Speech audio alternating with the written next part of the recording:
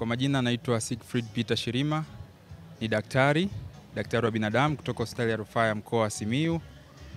Nimefurahi kupata fursa ya kushiriki katika kongamano hili la kitaifa la afya ya akili, Tanzania Mental Health Summit 2025. Naweza nikasema kwamba nimejifunza vitu vingi sana. Kwa kweli nashukuru waandaaji na washukuru wote walioshiriki katika kuandaa summit hii. Kikubwa nimejifunza vitu vingi, lakini kikubwa ambacho nikashare na nyie kwa leo ni umuhimu wa kuhusisha jamii katika kupambana na changamoto za afya ya akili. Kwa sababu mimi kama daktari nawaona wagonjwa wa afya ya akili, naona wagonjwa wenye magonjwa ya shida ya akili, lakini nimekuja kugundua kwamba tutakapoihusisha jamii katika kupambana na hizi changamoto, tunaweza tukapata outcome iliyo nzuri zaidi, kwa sababu kumbuka wagonjwa wanatokea katika jamii. Kwa hiyo tukihusisha jamii ikaweza kutambua, ikapata uelewa kwamba namna gani haya magonjwa yanaweza yakawaathiri watu, itakuwa rahisi kuyagundua kutoka kwenye ngazi ya chini kabisa ya jamii, ili wakifika hospitalini inakuwa rahisi zaidi madaktari kushirikiana na jamii katika kupata outcome iliyo nzuri, lakini pia itasaidia kuondoa na stigma, unyanyapaa kwa wagonjwa ambao wanapitia hizi changamoto za afya ya akili. Kwa kweli moja ya kundi ambalo lipo kwenye tunasema at risk of developing mental health disorders ni sisi vijana. Na naweza nikasema kwa sababu pia demand ni kubwa kwa vijana, lakini pia technology, utandawazi ni mkubwa kwa vijana. Kwa hiyo tukijumuisha kwa pamoja tunakuwa at risk vijana kupata hizi changamoto. Kwa hiyo na ndio maana summit hii, kongamano hili lililenga zaidi vijana, na tumekusanyika vijana wengi zaidi ya 300. Lengo ikiwa ni kutambua sisi kama vijana changamoto tunaweza kuzipitia, jamii ambayo inaweza kupitia kama vijana pia, katika kusaidiana kwa pamoja kuimprove our mental health. Ni jukumu letu pia kuweza kushirikiana na wazazi, kwa maana ya kuelimisha pia wazazi, kwa sababu hata sisi vijana ni wazazi wajao. Kwa hiyo tuna umuhimu sasa sisi kujua, kutambua, ili tuweze kubuild future generation ambayo itakuwa na uelewa mzuri zaidi katika hizi changamoto za afya ya akili. Lakini pia wazazi wetu wanatakiwa watambue sasa umuhimu wa hizi afya za akili, watambue. Unaweza kukuta mzazi anamwona mtoto anapitia changamoto, labda pengine mtoto wake anakunywa pombe sana, anavuta sigara sana, anavuta bangi, lakini badala ya mzazi kutambua kwamba pengine kuna trigger, pengine kuna kitu ambacho kinamchangia huyu mtoto kuwa hivi, sasa pengine mzazi angeweza kutambua, ingekuwa rahisi kumtoa mtoto kule.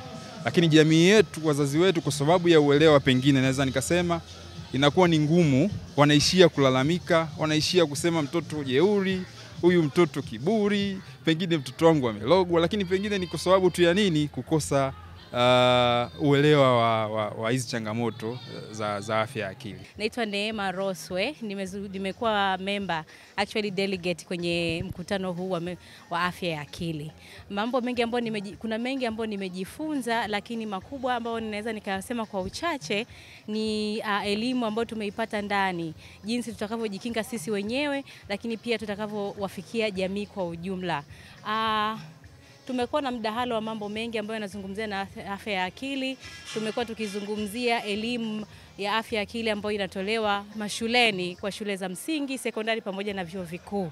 Lakini pia tumezungumzia kwa sera za serikali ambazo zimeingiza mkono wake kusaidia hii mental health kukua.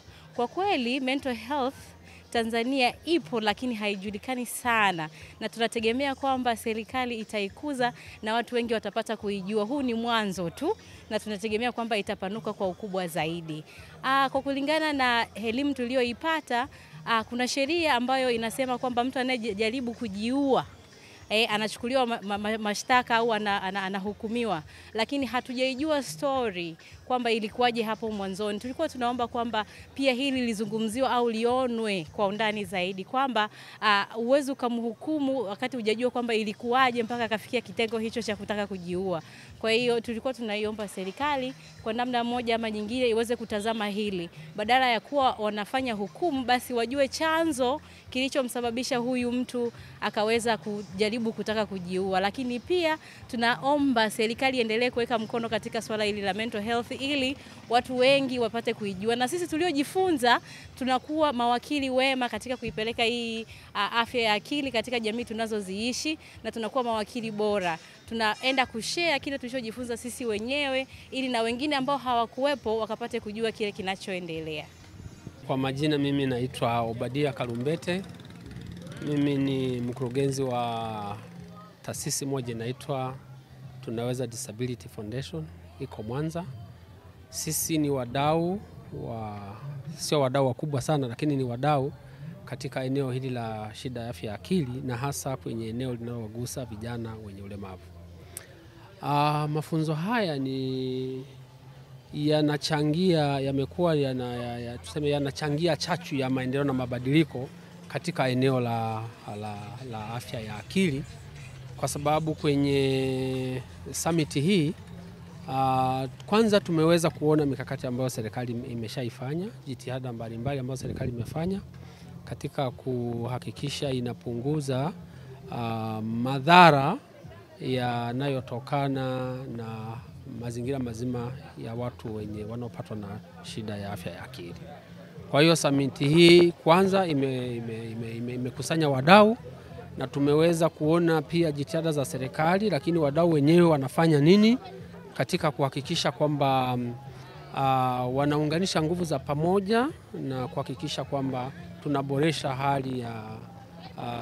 hali na mazingira mazima katika swala zima la afya ya akili. Tuendelee kujengwa uelewa kwanza kwa wanajamii kwamba jamii elewe, na tunaposema jamii labda ni kitu kikubwa, lakini swala zima linalohusu afya ya akili lianzie kwenye ngazi ya familia. Wanafamilia wajue, taasisi mbalimbali zijue, kama taasisi za elimu paboreshwe mazingira ya upatikanaji wa huduma zinazohusu eneo la afya ya akili kwenye hospitali, vituo vya afya, mifumo ya sheria.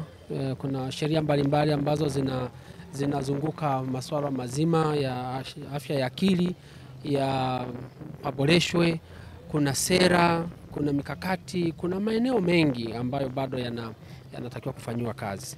Lakini pia serikali na labda tuseme pia bunge lijaribu kupunguza au kutoa solution kwa matukio ambayo yanaweza kuwagusa au yanaweza kuchangia moja kwa moja uwepo wa shida ya afya ya akili kwa vijana. Kwa mfano, tuliona mwenyekiti wa bajeti wa kamati ya kudumu ya bunge ya bajeti, Mr. Olan, aliwahi kusema mwaka jana, taarifa yake alisema bungeni kwamba 87% ya vijana nchini ni tegemezi. Sasa unapokuna vijana 87%, yani kati ya vijana 100 yani 87 ni tegemezi ya vijana wote nchini, hii ina mchango moja kwa moja wa kuchangia katika shida ya afya ya akili kwa vijana. Kwa hiyo bunge kama wawakilishi wetu wajaribu kuangalia ni namna gani watapunguza au watakuja na sheria au watatengeneza miongozo au mifumo rahisi inaweza kupunguza shida ya afya ya akili kwa vijana. East African Spirits Company Limited ni kampuni inayojihusisha na uzalishaji wa pombe kali na bia. Kampuni hii ilianza mnamo 2018 ambapo ilianza na line ya plastiki. Tulianza uzalishaji wa bidhaa yetu inayoitwa Diamond Rock. 2019 tukaanzisha line yetu ya line ya glasi ambao tunazalisha bidhaa yetu pendwa Hanson's Choice. 2023 ndipo tulipoanza blend na kumanufacture beers zikiwa ni Hanson's Light, Goldberg, Basembi ambayo imeunga mwaka 2024 na Hanson's Dry iliyoanza uzalishaji mwaka 2025. Bidhaa zetu ni bora, salama, zimethibitishwa na TBS, lakini pia zina key element au niseme zina sifa kuu ya kutokuwa na hangover, kutokuwa na harufu mbaya, na pia zina bei nafuu kwa kila Mtanzania.